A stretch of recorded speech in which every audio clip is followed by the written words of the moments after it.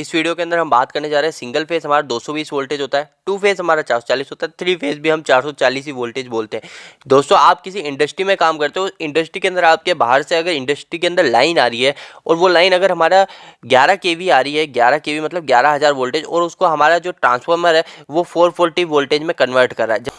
तो दोस्तों जो एसी जो होता है ना, एसी के अंदर हमारी 50 हर्ट्ज फ्रीक्वेंसी होती है, आपने अभी तक सुना होगा। पर दोस्तों एक सिंपल लैंग्वेज में बताऊं तो आपके घर में एक लैंप लग रहा है, ठीक है, एक लैंप लग रहा है, तो दोस्तों वो 1 सेकंड में 50 बार बंद हो रहा है, 50 बार चल रहा है। 50 हर्ट्ज का मतलब ये है, ठीक है, 50 बार बंद हो रहा है और वो 50 बार चल रहा है 1 सेकंड के अंदर। पर हम उसको अपनी आंखों से नहीं देख सकते, इसलिए हमने 50 हर्ट्ज फ्रीक्वेंसी को सेलेक्ट करा। हम और भी कम फ्रीक्वेंसी को सेलेक्ट कर सकते थे, हम 20 फ्रीक्वेंसी इंडिया के अंदर जो 50 हर्ट्ज की जगह 20 फ्रीक्वेंसी को भी सेट कर सकते थे। दोस्तों 50 हर्ट्ज करने का इसलिए था क्योंकि ये जो चीजें हमको आंखों से, हमारी आंखों से हम देख ना सके, यानी अभी हम कोई लैंप को देखते हैं तो कंटिन्यू ग्लो दिखता है, पर दोस्तों रियलिटी में वो हमारा 1 सेकंड में 50 बार बंद हो रहा है और 50 बार स्टार्ट हो रहा है, ठीक है। आप इस जरिए आप समझ जाओगे कि 50 हर्ट्ज क्या है। तो दोस्तों क्या होता है, ये देखो, ये एक साइकिल फ्रीक्वेंसी डायग्राम बना हुआ है। तो फ्रीक्वेंसी डायग्राम का मतलब दोस्तों आपने डीसी के अंदर सुना है, एक होता है पॉजिटिव और एक होता है नेगेटिव। पर एसी के अंदर जो हमारा जो फेस वायर होता है ना, फेस वायर के अंदर हमारा डीसी का जो पॉजिटिव होता है वो भी होता है और डीसी में जो नेगेटिव होता है वो भी होता है। तो दोस्तों देखो, ये पॉजिटिव और ये नेगेटिव, ये पॉजिटिव और ये नेगेटिव, ऐसा क्या होता है ना, ये 1 सेकंड में 50 बार होता है, ये एक पॉजिटिव और एक नेगेटिव, ठीक है, ये एक साइकिल हुई।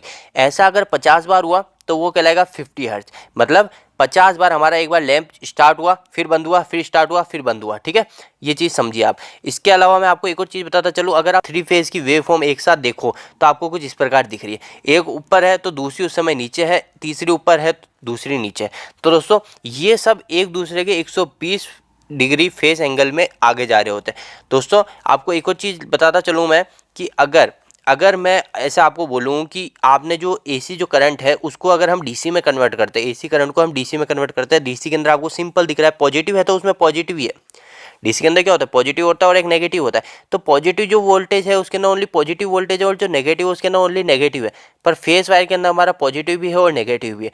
डीसी के अंदर हमारा ओनली एक पॉजिटिव होता है और एसी के अंदर हमारे थ्री फेस हो जाता है, ठीक है। दोस्तों आगे मैं वीडियो बनाऊंगा हमारे एसी के अंदर जो थ्री फेज सप्लाई ही क्यों होती है, 4 फेज क्यों नहीं होती है, 5 फेज क्यों नहीं होती है, इसके ऊपर भी वीडियो बनाऊंगा, आप चैनल को जरूर सब्सक्राइब कीजिए। देखो दोस्तों, अब मैं आपको एक चीज़ बताता चलूँ, जब हमारा एसी से डीसी कन्वर्ट करते हैं ना, एसी से डीसी कन्वर्ट करते हैं तो हमारा जो नीचे का जो पार्टीशन होता है नेगेटिव का, इसको हटा दिया जाता है। ये हमारा रेक्टिफायर यूज करते हैं और रेक्टिफायर से हम क्या करते हैं, ये जो डीसी का जो डीसी में जो हमारे डीसी में आपको पता है कि हमारा नेगेटिव नहीं हो सकता, जो फेस वायर है, फेस वायर में जो नेगेटिव जा रहा है वो नहीं हटाना, वो उसको हटाना है हमको। तो दोस्तों रेक्टिफायर लगाते हैं और रेक्टिफायर के हमारे जो नीचे की जो सप्लाई होती है इसको जाने से रोक लेता है, कैंसिल आउट कर देता है और हमारा ओनली पॉजिटिव में पॉजिटिव वायर जाता है, ठीक है।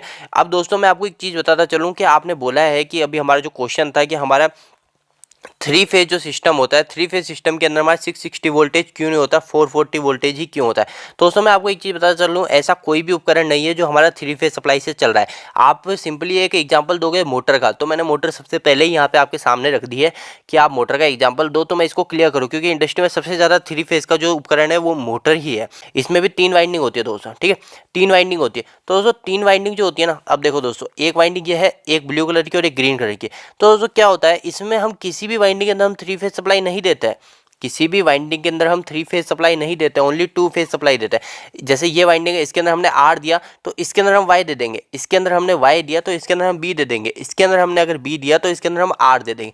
मतलब एक वाइंडिंग के अंदर हम 2 फेज देंगे सप्लाई, ठीक है, एक वाइंडिंग के अंदर हम 2 फेज सप्लाई देंगे। ऐसा कोई भी उपकरण नहीं है जो हमारा 3 फेज सप्लाई जाती हो, हमारे जितने भी उपकरण वर्क करते हैं ओनली 2 फेज सप्लाई पे करते हैं। और दोस्तों इसका एक और चीज़ ये है, मैं आपको एक और चीज़ बताता चलूँ, अगर आपको जैसे फेस और न्यूट्रल, ठीक है, फेस न्यूट्रल 2 चीज़ है, आपने इन दोनों के बीच में वोल्टेज चेक करा, आपने इन दोनों के बीच में कभी वोल्टेज चेक करा, आपने देखा 220 वोल्टेज है, ठीक है, दोनों के बीच में 220 वोल्टेज आपने मल्टीमीटर से चेक करा, ठीक है। पर दोस्तों 220 वोल्टेज है तो आप डायरेक्ट बोलोगे कि 220 अगर मैं 2 फेस में चेक करूँ तो वो 440 होगा, पर दोस्तों ऐसा नहीं होगा।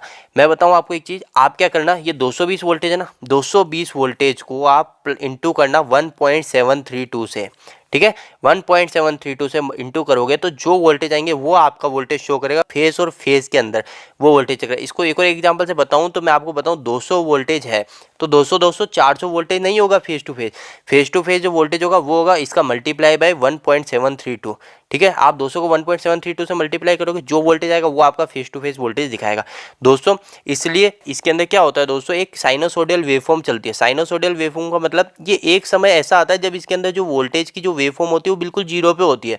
तो वो जीरो पे होने के कारण जो हमारे जो वोल्टेज होते हैं वो हमारे कभी पीक पॉइंट पे चलते हैं और कभी नेगेटिव यानी माइनस में भी चलता है।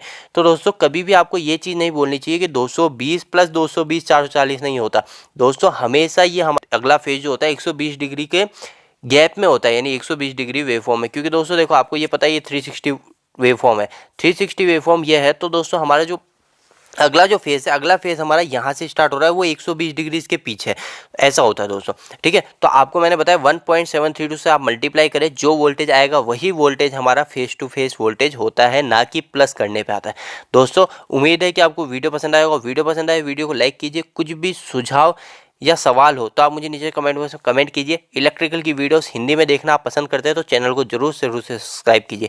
आज के लिए इतना ही, धन्यवाद।